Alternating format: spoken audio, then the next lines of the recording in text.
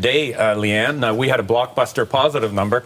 The U.S. economy actually lost jobs in July. They put out two different numbers on the same day based on whatever survey it is. So it's either 23,000 job losses based on a payroll survey or 87,000 job losses based on the broader survey, which is equivalent to how Statistics Canada reported it today. Either way, bad news in the U.S. And I think not just the month's numbers, but the longer-term trend in the U.S. labor market has been quite different than Canada. Since Donald Trump came back in with his trade war and the tariffs and everything else, overall employment in the U.S. has actually been falling, whereas it's been growing in Canada. Real wages in the U.S. are falling. Real wages are growing in Canada. So the assumption that the trade war would kind of put Canada on its knees economically is not panning out. Canada is getting a major economic boost, while the U.S. is showing signs that something is going wrong. Jobs are growing north of the border, but America is moving the other way. That growing gap could become a serious problem, especially if the weakness in the U.S. job market is deeper than officials are saying, and that could be very bad for the U.S. Canada added 75,100 jobs, nearly 5 times what economists expected.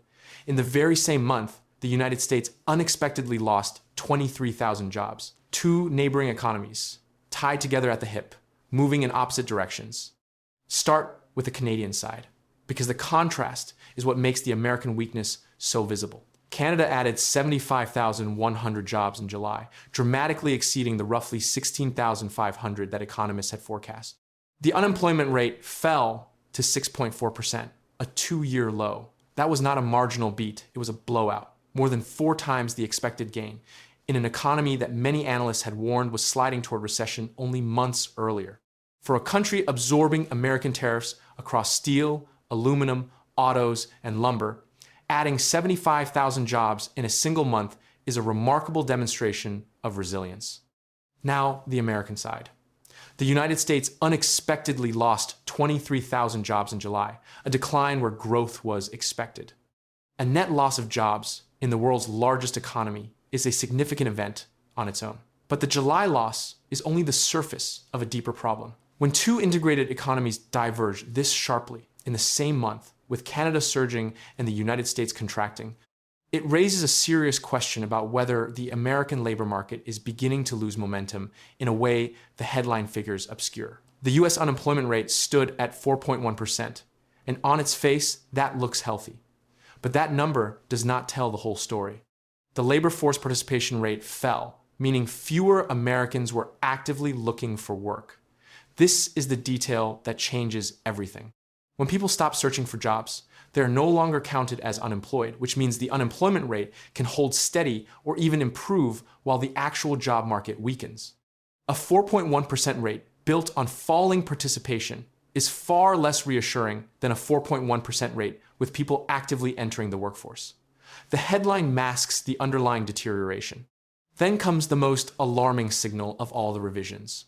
Earlier US job numbers were revised sharply lower. Job growth for May and June was cut by a combined 103,000 positions. That means the American labor market was substantially weaker in the spring than officials and investors first believed. Revisions of that magnitude are a warning in themselves, because they indicate the initial data painted too optimistic a picture. The economy people thought they were seeing in May and June did not actually exist at the strength reported. Combined with July's outright job loss, the revisions suggest the slowdown could be deeper and longer running than anyone realized. Put the pieces together, and the American trajectory becomes clear. A job loss in July, a participation rate falling, propping up the unemployment number artificially, and 103,000 jobs erased from the prior 2 months through revisions. Each of these signals alone would warrant attention. Together, they describe a labor market that may have been quietly weakening for months while the headline unemployment rate concealed the trend. That combination is why analysts are raising fresh concerns about the health of the broader US economy. The Canadian strength makes the American weakness impossible to ignore. Canada is adding jobs at a pace far above expectations while the United States sheds them. Canada's participation held up while America's fell.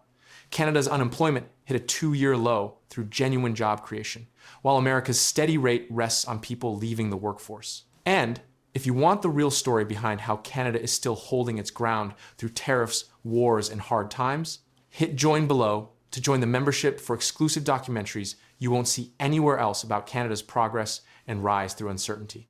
The side-by-side comparison strips away any ambiguity. This is not two economies both muddling through it, is one accelerating and one stalling in the same month under the same continental conditions. The irony is sharp given the purpose of the tariffs. The American tariffs on Canadian goods were designed to strengthen the US economy and pressure Canada.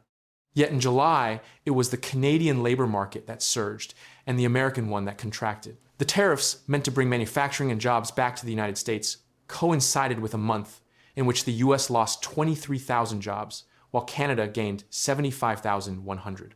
President Trump has maintained that tariff costs would drive manufacturing to relocate to the United States, but there is little evidence of that in the economic data, and the July jobs numbers point in the opposite direction. The Canadian gains were broad-based, which strengthens the case that its strength is real. The July job growth came as the Canadian economy adjusted to the tariff pressure, rather than buckling under it. That adjustment reflects the diversification strategy Canada has pursued: new trade agreements, new export markets, domestic industrial investment, and record foreign capital inflows. An economy that was supposed to be crippled by tariffs instead added jobs at nearly 5 times the expected rate, suggesting the structural response Canada built is absorbing the shock. The broader economic context reinforces the divergence. Canada's GDP grew 0.3% in May, tripling the initial estimate, with the second quarter tracking toward 3.4% annualized growth. Foreign direct investment reached its highest level in nearly 2 decades. The Canadian stock market has been the best performer among the world's 10 largest economies since Carney took office. Every major indicator points to Canadian strength. At the same moment, American labor data flashes warning signs. The two economies are telling opposite stories across employment, growth, and investment simultaneously. An honest assessment requires proportion. A single month of job losses does not mean the American economy is collapsing. The United States remains the world's largest economy, and one weak report is not a recession. But the July numbers are a serious warning sign that the labor market may be losing momentum. The combination of an outright job loss, falling participation, masking the true picture, and 103,000 jobs revised away is precisely the kind of pattern that precedes broader economic weakness. If that momentum continues to fade, it could put mounting pressure on the wider US economy. The implications extend beyond a single month's data. A weakening American labor market has consequences for consumer spending, which drives the majority of US economic activity. Workers who lose jobs or who have stopped looking spend less, which slows growth further, which can cost more jobs. That is the risk embedded in the July numbers. Not that the sky is falling today, but that the early signs of a self-reinforcing slowdown may be appearing. The revisions suggest the process may already have been underway for months before it became visible. The contrast captured in 1 month of data is the story.